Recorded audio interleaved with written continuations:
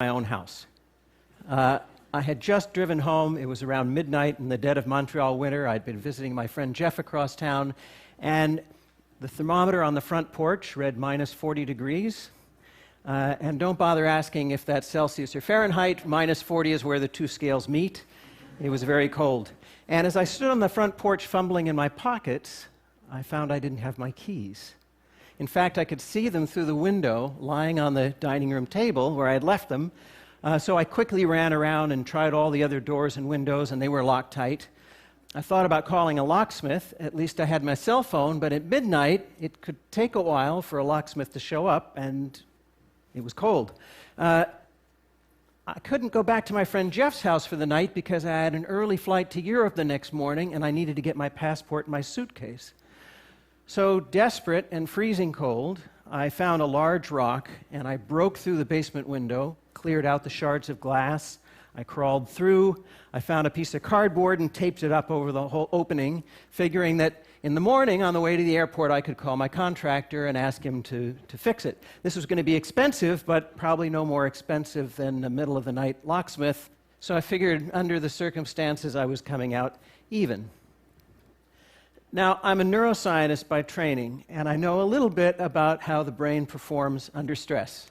It releases cortisol, that raises your heart rate, it modulates adrenaline levels, and it clouds your thinking.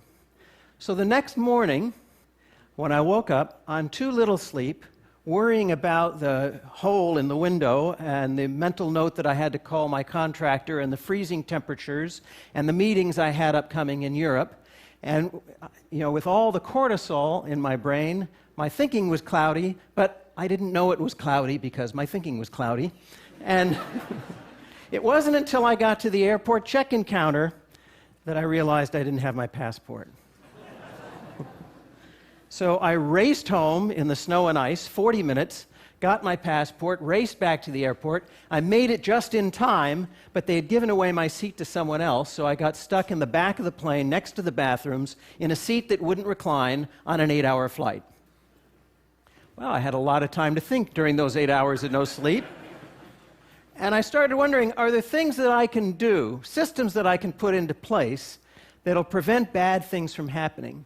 Or at least if bad things happen, will minimize the likelihood of it being a total catastrophe. So I started thinking about that, but my thoughts didn't crystallize until about a month later. I was having dinner with my colleague Danny Kahneman, the Nobel Prize winner, and I somewhat embarrassedly told him about having broken my window and forgot my passport. And Danny shared with me that he'd been practicing something called prospective hindsight.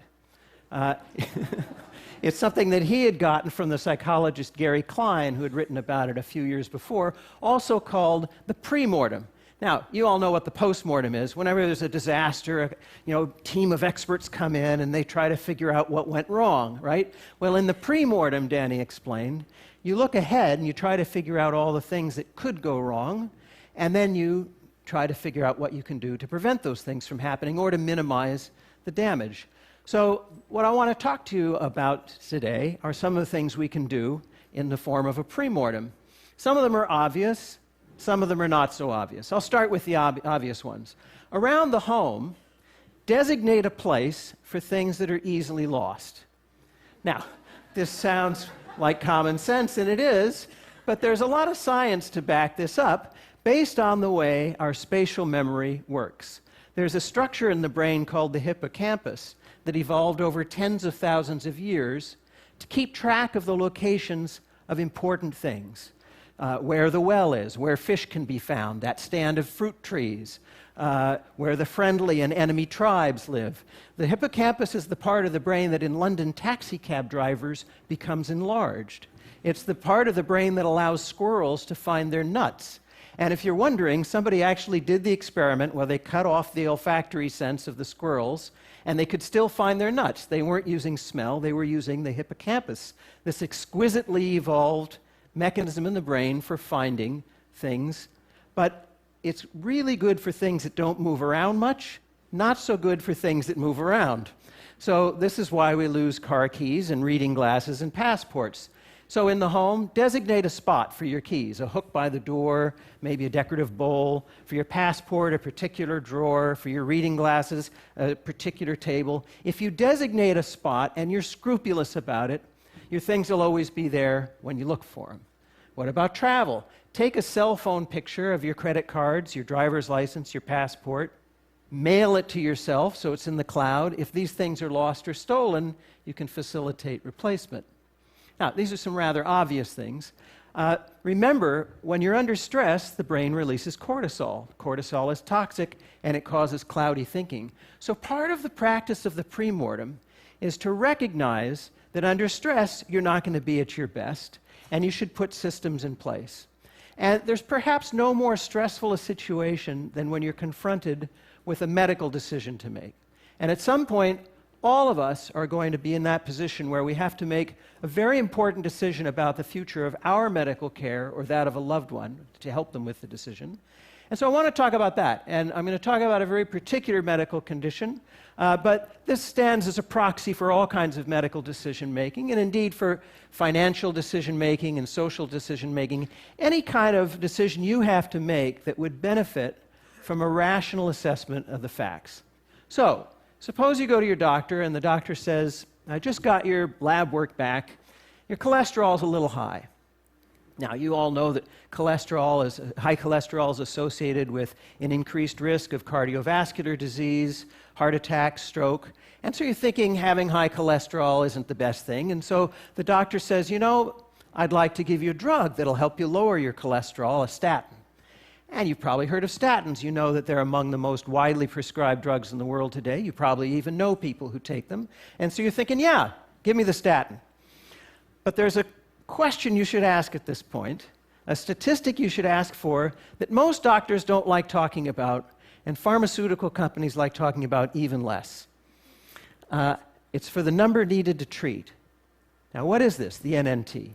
It's the number of people that need to take a drug or undergo a surgery or any medical procedure before one person is helped. And you're thinking, what kind of crazy statistic is that? Why, the number should be 1. My doctor wouldn't prescribe something to me if it's not going to help.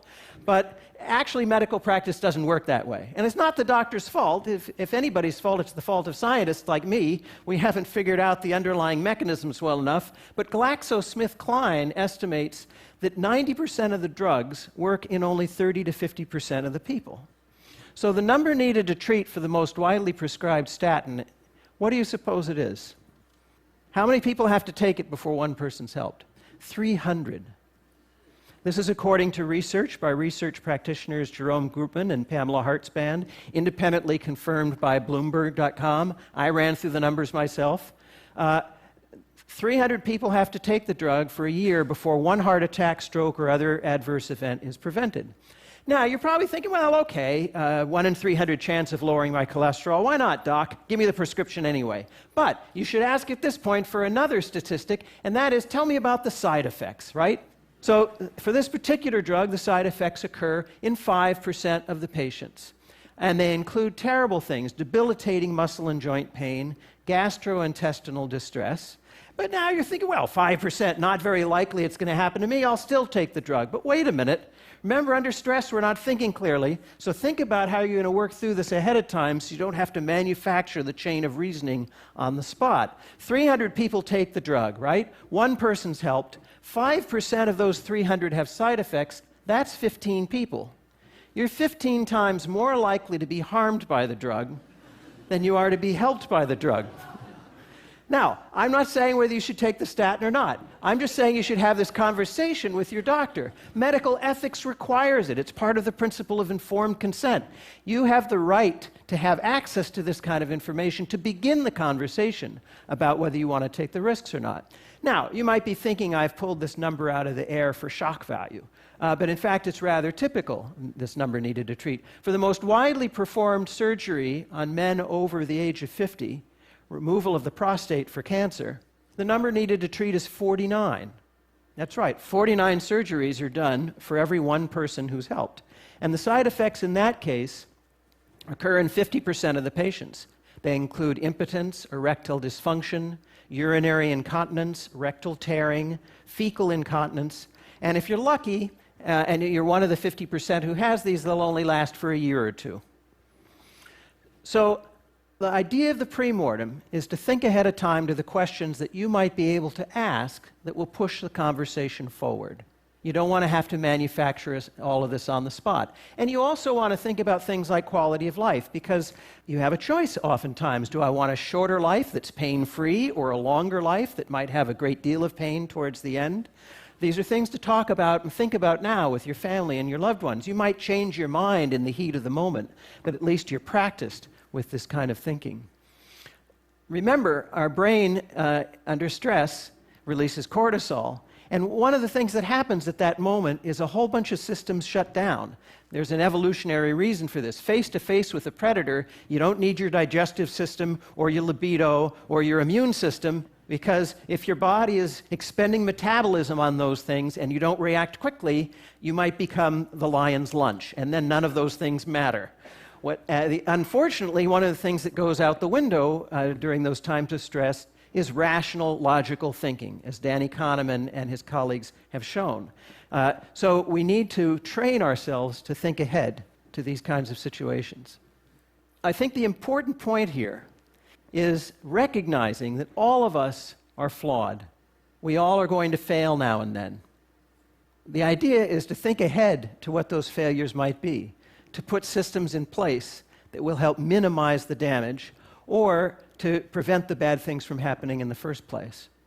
Getting back to that snowy night in Montreal, when I got back from my trip, I had my contractor install a combination lock next to the door with a key to the front door in it, and easy to